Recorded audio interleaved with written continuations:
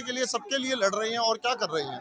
लेकिन आप लोग सर शिक्षक हैं, हम हाथ जोड़कर आप लोगों से रिक्वेस्ट करते हैं, आप बच्चों को पढ़ाते हैं, शिक्षा देते हैं, लेकिन एक एक बार जो है उन सारे बच्चों को भी बोलिए कि अगर आपकी गवर्नमेंट जॉब लग जाता है तो ईमानदारी के रूप से जो है अपनी सेवा दें, लोगों की सेवा करें, ना कि भ्रष्टाचार करके। तो बिल्कुल हम एज अ टीचर देखिए इस समय दिल्ली के जंतर मंतर पर पहुंचे हैं और यहाँ पे जो है कॉकरोच जनता पार्टी के बैनर तले जो है सोनम वांगचुक और निश्चित धरना प्रदर्शन के आज जो है 20वां दिन होने को चला है। लगभग 8 किलो वजन घट चुका है, तो उनके समर्थन में यहाँ पे पहुंच रहे हैं, उनसे बात करने का प्रयास करेंगे।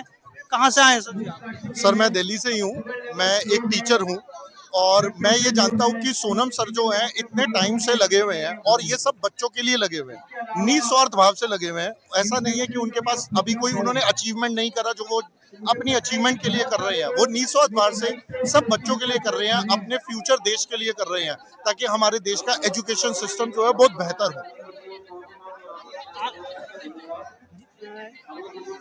सरकार जो है अभी तक देखने के लिए नहीं आई है। सर देखो, हम तो यही कहेंगे कि डेमोक्रेसी है, तो डेमोक्रेसी के अंदर हम यही चाहेंगे कि सरकार को यहाँ पर आकर बातचीत करनी चाहिए, जो समस्याएं उनको सही करना चाहिए, क्योंकि जब तक ये समस्याएं ठीक नहीं होंगी तब तक हमारे फ्यूचर के लिए प्रॉब्लम ही है, आने वाले बच्चों के लिए। हम कह रहे हैं जो पास्ट में हुआ उससे गलतियों से सीखकर हमें आगे की प्रिपरेशन करनी चाहिए ताकि आगे से कभी भी ऐसी चीजें रिपीट ना हो और आने वाले समय में कोई भी गलत इंसान गलत जगह पर ना पहुंचे, सही इंसान सही जगह पर पहुंचे, सही तरीके से पहुंचे। That should be the approach. क्या नाम है आपका? सुनील सर। आप क्या कहेंगे? नाम क्या है आपका? मेरा नाम लव कौशिक है। कहाँ से हैं? मैं दिल्ली से हूँ जी। दिल्ली से। यहाँ पे किस उद्देश्य से पहुँचे हैं? जी मैं एजुकेशन रिफॉर्म के उद्देश्य से यहाँ पर पहुँचा था और मुझे बहुत अच्छे से पता है कि सोनम सर वो महापुरुष रहे हैं जिन्होंने 9 साल तक स्कूल की दीवारों को नहीं देखा, अंदर तो जाने के बाद दूसरी है। उन्हें नकार दिया गया था सिस्टम के द्वारा जब वो लद्दाख में थे, तो वो गए थे जम्मू पढ़ाई करने के लिए। उन्हें स्कूल के बारे में ही नहीं भाई जाने ही नहीं देते थे स्कूल के अंदर, क्योंकि उनकी लैंग्वेज मैच नहीं करती थी, उनका फेस उस तरीके का नहीं था। लेकिन उन्होंने ठान ली कि मैं पढ़ के दिखाऊंगा। उन्होंने इतने बदलाव करे हैं क्लाइमेट को लेकर, लद्दाख के अंदर इतनी सारी फैसिलिटी प्रोवाइड करी है। उन्होंने वो सोलर कैंप बनवाया है जो हमें गर्म रखता है सर्दियों में भी, बिना किसी बिजली के यूज़ के, गैस के यूज़ के। तो बहुत सारी चीज़ें करी और देखते देखते इन्होंने ऐसे स्कूल इस्टेब्लिश किए जहाँ पर मार्क्स के पीछे नहीं भागते, जहाँ पर भागते हैं सक्सेस के पीछे। राइट, ये करते करते अब इनको भी पता है कि पूरे देश की बात करनी है। अगर किसी देश को बर्बाद करना हो ना तो भाई उसका एजुकेशन सिस्टम खराब कर दो। तो इंडिया के साथ यही हो रहा है।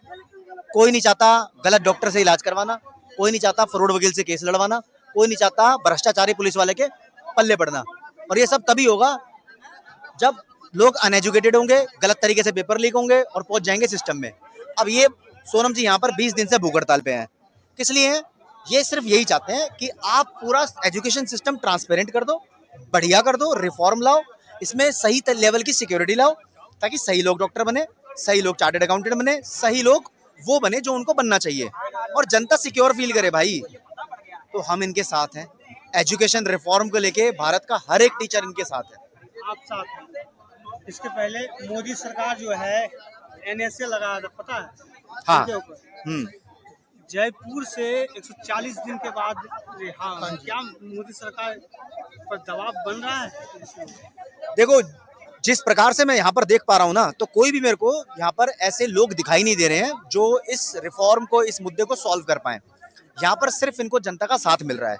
हम साथ हैं, आप साथ हो, इतने लोग इनके साथ हैं, लेकिन इस कश्मकश के अंदर वो चीज़ मिसिंग नजर आ रही है कि कोई बंदा यहाँ पर आए। इसीलिए ये कह रहे हैं ना कि बस इसके बाद मैं जाऊँगा सीधा संसद, तो संसद तक भी हमारा सपोर्ट है। आप आइए, जो भी रहेंगे? बिल्कुल रहेंगे, क्यों नहीं रहेंगे, बिल्कुल रहेंगे। 20 तारीख को हो रहा है। हाँ 20 तारीख को सेटेरिस पेरिबस हम जाएंगे। अभी जो आपने सवाल पूछा उसके लिए मैं एक बात बोलूंगा, सत्य परेशान हो सकता है, पराजित नहीं हो सकता, है ना। तो अगर वो 140 दिन जेल रहे, अंत में बाहर आए कि नहीं आए, आज वो हमारे साथ हैं, हमारे देश के बच्चों के लिए इतना कुछ कर रहे हैं, इसके पीछे उनका क्या एजेंडा है। आज ऐसा युग है जिसमें भाई भाई के काम नहीं आता, पड़ोसी पड़ोसी के काम नहीं आता। वो बंदा लद्दाख से आके दिल्ली में बैठा है अपना घर छोड़ के, 20 दिन से भूखा है। वो अपने लिए नहीं कर रहा, वो देश के लिए कर रहा है, देश के युवा के लिए कर रहा है। मैं सिर्फ इतना कहना चाहूंगा कि भाई सरकार का जो भी एजेंडा हो, आपको केवल बातचीत करनी चाहिए, बातचीत करके एक बीच का रास्ता निकालना चाहिए। ये बंदा भी देश का भला चाहता है और भारत सरकार भी देश का भला चाहती है, तो बीच का एक रास्ता निकाल कर एक ऐसा पॉइंट निकल कर आए जिससे अल्टीमेटली जो हमारे बच्चे हैं उनका भविष्य ठीक हो जाए। पेपर लीक हो जाता है, लीक होने के बाद पेपर दोबारा होता है, लेकिन जिस बच्चे ने 8 महीने 9 महीने 10 महीने मेहनत करी है, उससे कहो कि तुम्हारी मेहनत खराब हो गई, अब तुम 2 महीने बाद दोबारा से पेपर देना। ये आप भी जानते हो, मैं भी जानता हूँ कि जो मेहनत करता है उसको कितनी दिक्कत होगी दोबारा से पेपर देने में। उसके मन में ये भय रहेगा पेपर वैसा आएगा कि नहीं आएगा, ये वाला पेपर तो मेरा अच्छा हुआ था, अगला मेरा अच्छा होगा कि नहीं होगा। तो हमें इस तरीके से अपनी शिक्षा प्रणाली बनानी चाहिए कि जिसके अंदर ये लीकेज हो ही ना। हम डिजिटल इंडिया की बात करते हैं, तो पेपर सिस्टम भी ऐसे हो ना कि डिजिटल हो, जिसके अंदर कोई लीकेज नहीं है, बच्चा पेपर दे, जल्दी उसको रिजल्ट मिले, और ऐसा एजुकेशन सिस्टम हो कि भाई कल को बच्चा पढ़ के जब बाहर निकले तो उसको जॉब मिले। आज की डेट में कितना सारा बच्चा ऐसा है जिसके पास डिग्रियां हैं लेकिन वो जॉब के लायक नहीं है, क्योंकि जो पढ़ाई कराई जा रही है वो जॉब में रखने लायक ही नहीं है। सड़ा हुआ हमारा एजुकेशन सिस्टम हो चुका है। आपका कहना है कि दोषी दोषी लोगों पर कार्रवाई हो, सजा हो, दोषी लोगों पर हाँ। सजा हो, आपका कहना है। अगर शिक्षा विभाग से गलती हुई है तो आप लोग मांग कर रहे हैं और सरकार जो है इसे दबा रही है, हैं? यही है। नहीं, दबा नहीं रही। अब उनका एजेंडा क्या है क्या नहीं, हम उस पर हम क्या कह सकते हैं। हमारा बस कहना ये है कि भाई आपको इस्तीफा नहीं देना, आप मत दो, बातचीत तो कर लो, बिल्कुल बिल्कुल बातचीत तो कर लो। बिल्कुल बिल्कुल। आपको इस्तीफा नहीं देना, आप इस्तीफा मत दो, हमें नहीं चाहिए इस्तीफा, पर आप बातचीत तो करो, एक रास्ता तो निकालो। एक बार आकर वो सर से मिल ले, एक बातचीत कर ले। गांधी जी के बाद सबसे बड़ा अनशन यही है। बिल्कुल यही है। एक चीज बताइए, अगर कोई जितने झुक लोग हैं जाएगा यहाँ पे, तो वो छोटा नहीं हो जाएगा। एक चीज सभी से पूछना अगर कोई झुक जाएगा तो छोटा नहीं हो जाएगा।